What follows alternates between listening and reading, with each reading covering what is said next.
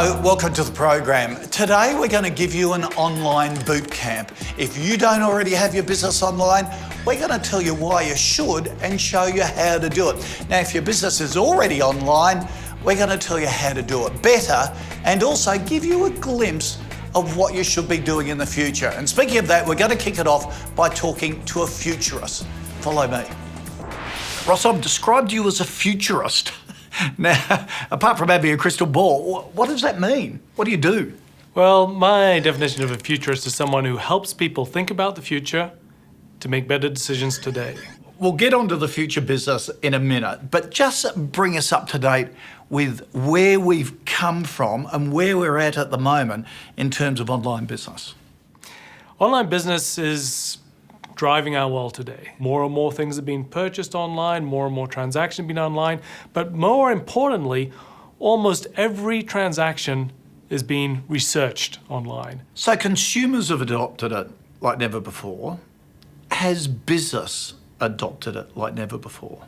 The vast majority of Australian businesses do need to catch up with where consumers are. Consumers in Australia are actively engaged in the internet and the mobile space and research and social media, all of these things which are shaping how they interact with businesses.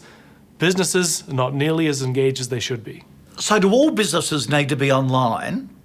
And what are your starting points? What are your no-brainers, your essentials you must have right now? Almost every business needs to be online. And there's probably a couple that don't, perhaps your ice cream vendor on the beach, but everyone else, firstly, needs a website. They also need to then, from there, understand where are their customers spending their time, where are they looking for information, and from there to be able to spend time there, whether that's in social media in various guises, and to be able to build your presence, to become visible by the content you create, by the information that you share, by the personality that you exude online. These are all the things that make you visible, make your customers think of you, and build relationships that go beyond the times when you shake their hand or they come into your store or you're actually sitting in a meeting with them. Because it becomes scary with how much information is out there about all of us. So I suppose a lot of it is making sure it doesn't harm our reputation and enhances it. Yes, there's a lot of information out there. Some of it's information we want to be out there. Some of it's information we don't want to be out there. We can't stop it. But what we can do is make our own view, the view which we want to put out, more prominent. And that's why we engage online. That's why we use social media. That's why we help our websites become more visible so that we can tell our story and make that the most visible story. All right, now's the time to polish the crystal ball and tell us what is going to happen in the future. Where are we heading? One of the things that happen is we are going to share even more information than we have in the past. So more and more of how we find information, more and more of how we engage will be social. Community is going to be central. So businesses need to understand their communities, help them communicate, add value to them, and create better experiences. Okay, so other no-brainers that you should be looking at the moment? Crowdsourcing is, I think, one of the biggest trends in business. This is where we can now access workers anywhere in the world to do, be it graphic design, designing logos, setting up websites, being able to do social media marketing for us, working out leads of who we should be contacting. All of this work can be done by people anywhere in the world at a very low cost. And I think that every business needs to be able to do this to really drive and to tap the potential of what they are doing. All right, give us some examples of Australian companies that are at the cutting edge of this. Crowdsourcing is one of the big phases of the future of business. Freelancer.com is the biggest service in the world and is based in Australia. Wow. What else? BigCommerce.com is a company which recently raised $15 million from a US venture capital firm because it has become the de facto platform for online shopping carts. Made $1 million in sales in the first year and now they're a global business. Can you go and look at them for us? Absolutely. And I reckon we can learn a lot from it. Let's do that. After the break, Ross discovers how BigCommerce became big business in the online world. We spent a lot of time focusing on building a strong list by providing free content.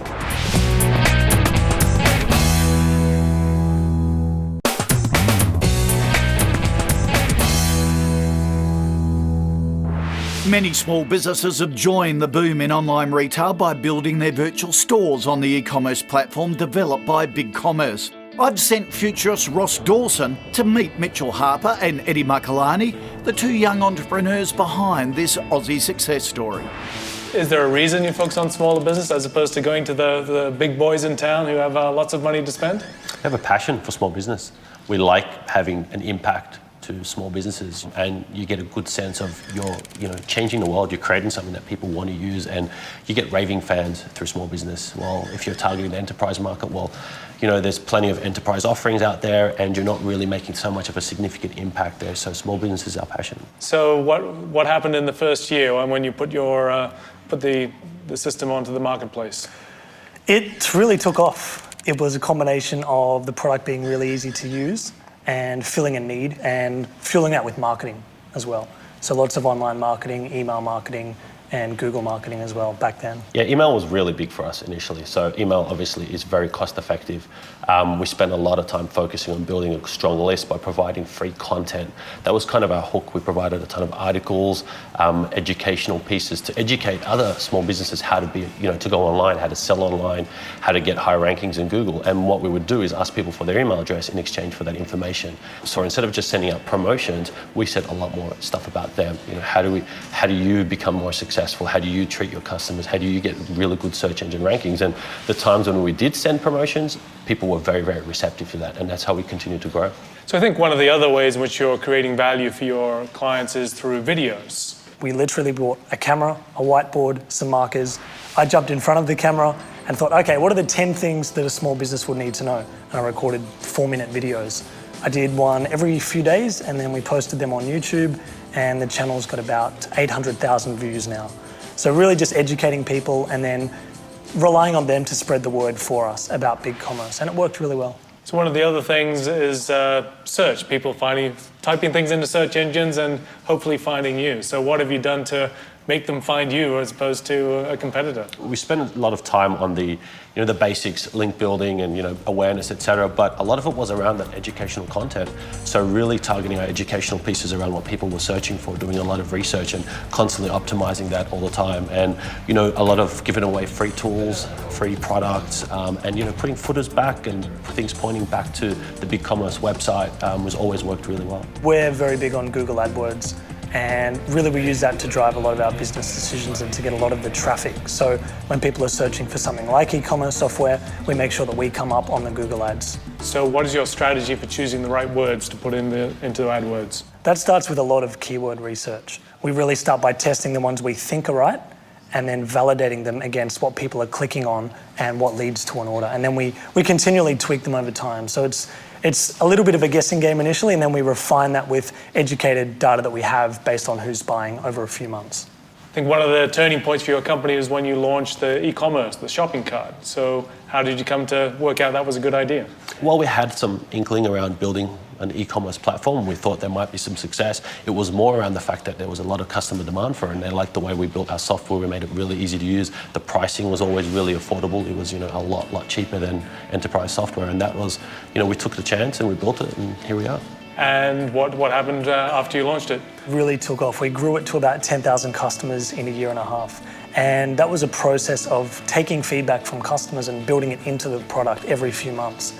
So while enterprise software is very expensive and it's only updated once a year, we'd update ours 4 or 5 times a year. So pretty quickly we had a really mature product, and the customers were coming based on that because it was easy to use, it had a lot of features, and they were obviously making money from our e-commerce software as well. You've extended that even further to be able to allow your clients to sell on Facebook. So how did you come to do that? The term now is F-commerce or Facebook commerce, and that wasn't around about 2 years ago. So as Facebook continued to mature, we were thinking Facebook is going to go from being a social tool to a business tool, and how do we give our clients value around Facebook? You can actually buy and transact inside Facebook now. And it's really just a way for them to get a lot of traffic and to get orders for almost free because you don't pay to get people on your Facebook page. And it's just doing really well. This business building block is brought to you by Allianz Business Insurance. Do you have the peace of mind that you have the right insurance cover for your business? If not, there are 4 main areas to consider.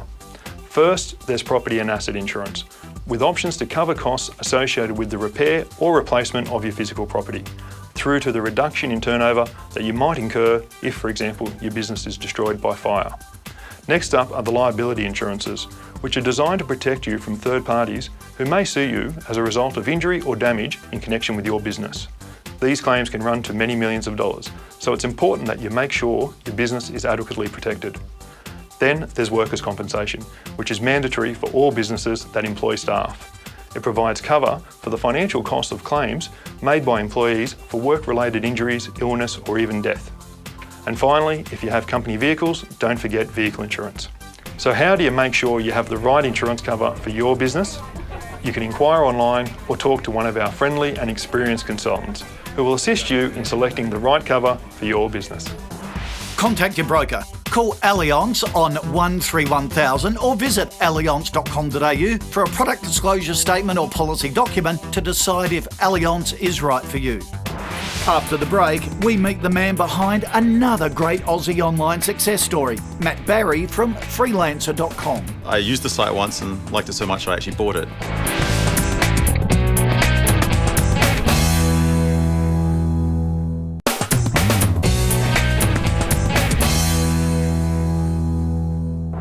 Freelancer.com has grown to become the world's largest outsourcing and crowdsourcing marketplace for small business. The site makes it easy for businesses to commission freelancers around the world who work in everything from design, programming, data entry, sales and marketing, all the way through to legal services. Futurist Ross Dawson is meeting the man behind this online phenomenon, Matt Barry. So Freelancer.com, a fantastic success story. I was wondering, did you find that, see the site and say, I'd like to buy it, or were you looking for something in particular which happened to fit those requirements? It was pretty much, a case of I used the site once and liked it so much I actually bought it. So at the time I was looking to get some data entry done for a web project, and I knew about online outsourcing for a while, but I'd never tried it. And I stumbled across a site called Get a Freelancer, and I posted a job. And I went away, and 3 hours later I came back and there was 7,400 emails. I'll do it for $1,500, $400, $300, $200, $100, and I thought this can't be for real. And I actually hired a team of people in Vietnam to do the job. They did it in 3 days, and it was perfect. And I thought to myself, this is absolutely game-changing. So I then looked and thought, I have to get into space. So I did a survey of all the sites that are out there and asked if they wanted to sell. And it just so turned out that this was the best one that was actually on the market. And so we redeveloped the site, we changed the graphics, started hiring engineering behind it, and so on. And then to get scale quickly, I bought a bunch of smaller sites around the world. So I bought one in New York, one in London, one in Hong Kong, and so forth, and rolled them all together using the platform as a starting point. And in the last 2.5 years, we've gone from the 5,000 biggest website in the world to in the top 300 now. So Freelancer is big. Yeah. How big? We have grown to almost 3 million users. About 1.2 million projects have gone through our site to date, and that's resulted in us paying out to freelancers all around the world in 234 countries, regions, and territories, somewhere around $100 million US. And the remarkable thing about that is we think that we've saved Western businesses somewhere around $500 million to $1 billion worth of costs that they would have unnecessarily have incurred otherwise. So we think it's fantastic from that perspective in terms of making small businesses more productive and so on. And we there's over 400 different categories of work on the site to date. So there's everything from build me a website and get the traffic to my website right through to design, manufacturing, product development, find someone in China to find a product for me, sourcing, sales, accounting, you name it, all sorts of weird and wacky things. Freelancer.com is big. Need lots of buyers, need lots of sellers to create a marketplace. How do you get the scale? How do you get the volume which will actually create this kind of platform? It's really tough in the beginning. I mean, the first users, the first customers, the first $1 million is the hardest that you'll ever have to deal with, right? What we did was we got to scale quickly by acquiring a number of smaller sites, and that got us scale, at least in terms of the freelancers. So what that meant was that for any job that we could possibly think of, when we pumped that into the marketplace, there was a freelancer with a skill set that would be willing to bid on that job. And so really it's taken a life of its own now, where every day there's more users signing up, there's more employers, there's more workers. The employers want to go where the most workers are, and the workers want to go where the most employers are, and it's really taken a life on its own. Do you have any particular quick tips for anybody that's going on for the first time to use a site like Freelancer.com to build a business or use external workers? Absolutely. So, I mean, let's start at a very simple spot, which is, you've got a business that you're thinking about starting. How could you use freelancing, for example? Well, the first thing you might want to come up with is a logo for your company. Yes. We've got a crowdsourcing feature where instead of me posting a job and then picking one person to do the work for me, I can post a contest. So in this case, I can put up a bounty of, say, $300, and you'll get somewhere around 250, 300 designs for that. You can go through and say, I like this, I don't like that, and you can rate and you can give feedback to the freelancers. And when you find a logo that you like, you want to use for your company, you award that to the winner of the project. You then might want to get a website built. So you just post a project. It's free to post a project. Fill in a short description, fill in a budget range. And websites go anywhere on our site from $100 through to maybe $1,000 is where the bulk of websites getting built. Probably get somewhere around 60 or 80 different bids. Don't go for the lowest cost. You'll find that the freelancers will come in with quotes that'll be so cheap compared to what you're used to paying that you go for quality first. The key to any online marketplace is the reputation system. So just like eBay, make sure that the feedback is there, they've got the high reputation, that they've got a good portfolio, they've sent you samples of work, and you can communicate with them. You ask them a few questions, they answer back to you in a timely way before you pick them, right? And the way you're protected is we run a milestone payment system whereby you can put the funds in so the freelancer starts work, but the freelancer can't access those funds until you're happy the job's all been done and they can choose to release them. And then a good thing to do is just look through all the projects that are being posted on the site. You'll see a whole range of different things that will give you inspiration, right? So there's a whole universe of ideas out there that you can kind of draw upon. After the break, Freelancer.com's Matt Barry shares his tips for online business success. Get it out there, get feedback from customers really quickly, and then innovate.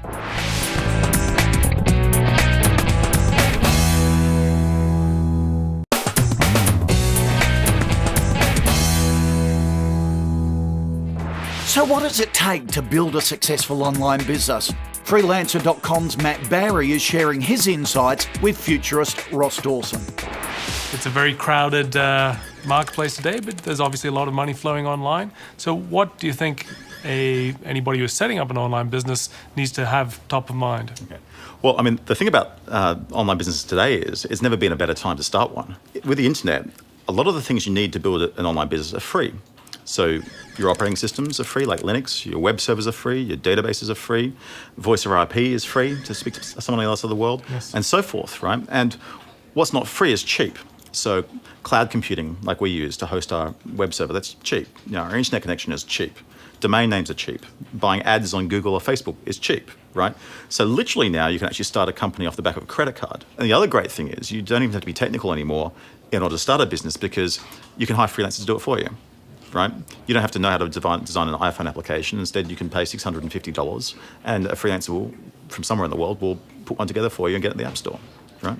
So what makes the difference? Is it the idea? Is it the execution? Is it the timing? What's going to make the difference to having that kind of success? Ideas are a dime a dozen, right? Everyone says they've got ideas all the time. What's key is execution, right? There's a big step between coming up with an idea, saying you're going to do the idea, and then actually going and doing and implementing the idea and being the one that's committed and passionate with the drive and energy to go push it and make sure it happens, right? So it's all about execution. So in terms of when you say execution, yeah, what is it that makes the difference if you've got this access to the same pool to be able to take the same idea and do it better than someone else? It's basically just initiative and drive, right? It's the ability to actually get off your bum and go out there and say, I'm going to build this business, right? And it's tough to start off with, and it gets easier over time. But it's just being the person that gets up and says, today I'm going to do this, right? And then every day thinking about how do I improve what I'm doing? How do I get more customers? How do I make it a better offering? How do I reach more people? You name it, right? But it's really having the passion to go out there and just focus on it and do it. Are there any traps or things to look out for, pitfalls which you need to be wary of as you're going into this? It's easy to lose focus, right? So you should always stay focused on what the core offering is, what the minimum viable product is to get out to the market, because a lot of the things we can have, which are kind of nice to have, but they're not a must-have. Minimum viable product. Can you explain that? What I mean by that is when you build a product and deliver it to market, there's a bunch of features which customers find really important that they're willing to pay for, where you've got a certain number of features that makes a viable product. Right? So what I say to people is go out there and think about what's the minimum viable product and ship that early and then ship often, right? So once you get out to the market, iterate and iterate and iterate as you learn from the customer and get feedback from the customer in terms of what's working and what's not working. Don't go into a long cycle of trying to build something and keep it all secret and whatever, and then release this ridiculously complicated product or service onto the market at once, right? Get it out there, get feedback from customers really quickly, and then innovate. Well, I really hope we've inspired you about the online future of your business, and how fantastic to see a couple of homegrown Aussie businesses at the cutting edge of this, not only here, but right around the world. Look, there's plenty more information, great information from all of our experts today on the website. I really recommend you go there right now. It's fantastic stuff. kochiesbusinessbuilders.com.au. I'll catch you next time. Next week, we revisit organic and whole food supply honest to goodness to find out if their business has gone nuts or hit a jam. And for more online tips, visit kochiesbusinessbuilders.com.au, where you'll also find our bootcamp session, Get Online and Social Media Savvy. Talking of which, remember to follow us on Twitter.